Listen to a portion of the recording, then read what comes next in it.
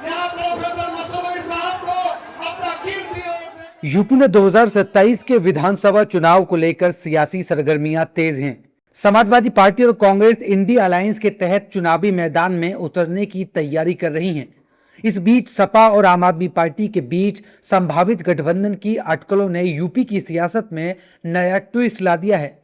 माना जा रहा है कि सपा 2027 के चुनाव में आम आदमी पार्टी को 15 से 20 सीटें दे सकती है। इन चर्चाओं को उस वक्त हवा और मिली जब रविवार 23 अगस्त को आप नेता और राज्यसभा सांसद संजय सिंह ने सपा प्रमुख अखिलेश यादव के साथ सपा मुख्यालय में मुलाकात की थी। हालांकि गठबंधन और सीटों को लेकर अभी दोनों दलों की तरफ से कोई आधिकारिक ऐलान नहीं हुआ है, लेकिन इस मुलाकात को यूपी की चुनावी रणनीति के लिहाज से अहम माना जा रहा है। हालांकि तस्वीर अभी पूरी तरह साफ नहीं है। इस संभावित गठबंधन को लेकर सपा और कांग्रेस क्या कह रही हैं, आइए आपको सुनाते हैं। एक वैचारिक दोस्ती है आम आदमी पार्टी के साथ माननीय अखिलेश जी की समाजवादी पार्टी की, और उस दोस्ती के सवाल पे बहुत सारे सवाल पे हम एक जगह पे खड़े हुए हैं। और कल की जो मुलाकात है वो बहुत ही आत्मीय मुलाकात है और दोनों में बहुत ही अंडरस्टैंडिंग है। गठबंधन होगा, कैसे होगा, सीटें होंगी नहीं होंगी, इसका फैसला इंडिया अलायंस में होगा। गैर भाजपाई वोटों के बंटवारे को रोकने के लिए समाजवादी पार्टी अन्य दलों के साथ तालमेल करने का काम कर रही है ताकि गैर भाजपाई वोटों का बंटवारा ना होने पाए। आम आदमी पार्टी से भी वार्ता चल रही है।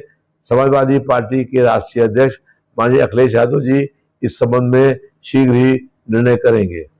ये सब फिजूल की चर्चाएं भारतीय जनता पार्टी के लोग जब कराते हैं तो हंसी आती है। आज की डेट में दो नेताओं के मिलने को इतने आगे तक पहुंचा देना, अरे शिष्टाचार की मुलाकात है और शिष्टाचार की मुलाकात में कोई मौसम की तो बात होगी नहीं, राजनीति की बात होगी। दो नेताओं का आपस में मिलना एक अच्छी बात होती है। अभी तो राहुल गांधी जी और किरण रिजिजू भी मिले थे, तब तो कोई प्रश्न नहीं उठाया। नरेंद्र मोदी जी, मल्लिकार्जुन खड़गे साहब भी एक शादी में मिले थे, तब तो कोई प्रश्न नहीं उठाया। इस मुलाकात पर बीजेपी ने तंज कसा है। बीजेपी ने कहा कि इंडिया अलायंस के दल मिलकर नूरा कुश्ती खेल रहे हैं। ऐसा है कि ये छद्म पॉलिटिक्स है। दोनों तीनों पार्टियां मिलकर नूरा कुश्ती खेल रही हैं और आज कांग्रेस पार्टी एक्सपायर्ड इंजेक्शन है। वो सपा के साथ लगे या आम आदमी पार्टी के साथ, वो डीएमके के साथ जाए या किसी के भी साथ जाए, वो जिसके साथ जाएंगे वो सब लोग, उनका हाल वही होने वाला है जो एक्सपायर्ड इंजेक्शन लगने के बाद। चाहे आम आदमी पार्टी हो चाहे समाजवादी पार्टी हो, ये सब अब दगे हुए कारतूस हैं। जनता इन लोगों के कारनामों को जान चुकी है। आम आदमी पार्टी वही है जो शराब घोटाले में आम आदमी पार्टी के राष्ट्रीय अध्यक्ष और मुख्यमंत्री रहते हुए और डिप्टी सीएम दोनों जेल गए। पूरा देश उनके कर्तव्य को जान रहा है। अब ये लोग घोटाले करने वाले लोग अगर मिल रहे हैं तो अपनी सुरक्षा के लिए लोग मिल रहे हैं कि ये इंडी गठबंधन ये कागजी गठबंधन है, दिखावे का गठबंधन है। एक्चुअल में जब चुनाव आता है तो अपनी अपनी ढपली और अपने अपने राग पर ये सभी दल चले जाते हैं और भारतीय जनता पार्टी को सत्ता में आने का अवसर मिलता है। सपा और आम आदमी पार्टी के बीच बढ़ती नजदीकी ने यूपी की सियासत में नई चर्चाओं को जन्म दे दिया है।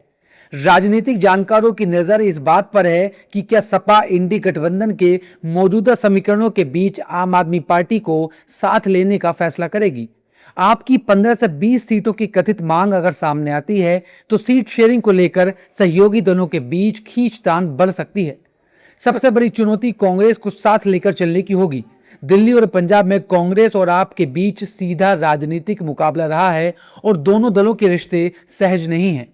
ऐसे में यूपी में सपा अगर आपको सीटें देती है तो कांग्रेस की सहमति हासिल करना आसान नहीं होगा।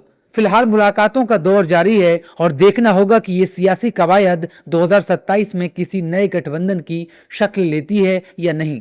सवाल अब यही है कि अगर सपा और आम आदमी पार्टी का गठबंधन होता है तो बीजेपी या कांग्रेस किसकी टेंशन बढ़ने वाली है।